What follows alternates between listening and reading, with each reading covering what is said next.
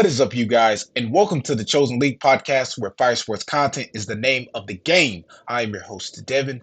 Make sure you guys like, comment, subscribe, hit that notification bell so you can be notified every time I upload an episode. Man, question for discussion. Is there a possibility that the Celtics sweep the Mavericks and win it all? Let me know in the comment section. The Boston Celtics beat the Dallas Mavericks 106-99. Man, what a game for the Celtics. And let's just take you guys back. Let's just reminisce a little bit about 2022 when the Boston Celtics were in the finals and they lost to the Golden State Warriors, who won their fourth title in 8 years. Man, at that moment, they didn't have the team that they have now. You see, they lacked defensive presence, and depth after getting rid of Marcus Smart, who was basically a role player, but he played like a true starter, like a true star. But the way the Celtics looking right now, whew, man, Kyrie Irving 35 2 and 3, Luca 27 6 and 6. And we understand here that we expected more from Kyrie, and Kyrie really stepped up to the plate in this game. He really showed out and played his he we seen vintage Kyrie, like Jalen Brown said. We seen vintage Kyrie. And the advantage that the Mavericks had was there was no Boston didn't have their rim protector, which was Kristaps Porzingis, who's dealing with a rare injury. And so Kyrie is able to set the tone, go up, drive to the basket like he wants to. Basically, the whole Mavericks squad is able to drive to the basket like they want to. And it just came to that point down the stretch. Like Jalen Brown said, we were poised. It came to those down the stretch plays. They had great looks, and everything. And the Mavericks with Kyrie Irving, they really reminded me of the time when LeBron and the Lakers played the Denver Nuggets in the first round. You see, you start off the game great. You start off, the energy is there, the drive, everything. You're scoring. You're doing what you need to do. You're making plays. But when it comes down the stretch, you just can't find a way to knock it down. The only difference is Kyrie Irving just didn't have any help. He didn't have much help. It just felt like Kyrie Irving was doing it by himself. Yes, PJ Washington 13, 8, and 2. PJ Washington had some good plays attacking the basket. He had a corner three. Josh Green knocked down the 3-point shot. Thankfully, Jason Kidd put in Tim Hardaway Jr. for the time, but still, it wasn't enough. Luca hit a couple of threes. Luca was hot in the beginning, but honestly, if I don't know if you guys seen what I was seeing, but Luca Doncic looked tired.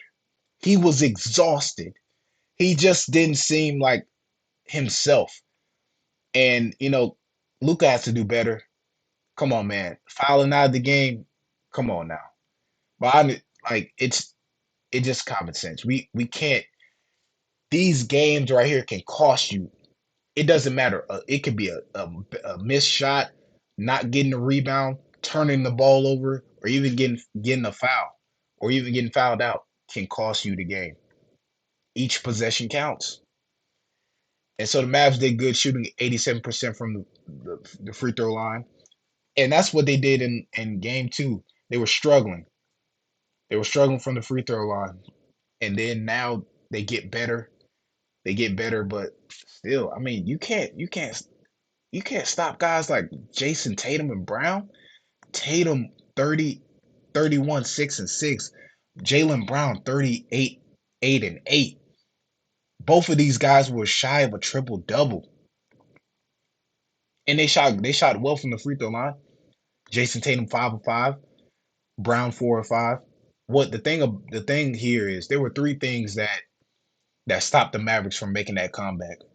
There were three plays that the Boston Celtics executed on that shut down that whole comeback for the Mavericks.